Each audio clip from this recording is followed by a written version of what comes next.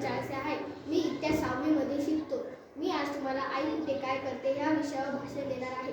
आई कुठे काय करते. आई आपल्याला 9 महिने 9 दिवस तिच्या पोटात सांभाळते. माझी आई माझ्यावर खूप प्रेम करते. माझी आई मी चुकलो तर समजावून सांगते. देव सगळीकडे नाही राहत म्हणून देवाने आईला निर्मित केले आहे. माझी आई खूप कष्टाळू आहे. माझी आई सकाळी उठून माझा डबा बनवते. मला शाळेत सोडायला येते. आमचे एक दुकान आहे. माझी आई रोज दुपारी आमच्या दुकानात जाते. ते सायंकाळी परत येते. परत आल्यावर ती रात्रीचे जेवण बनवते. खरं ना, आई ती आई असते. आई मायेचा सागर आहे. आई आपल्याला चालायला शिकवते. आई आपल्याला बोलायला शिकवते. आईची जागा कोणीही नाही घेऊ शकत.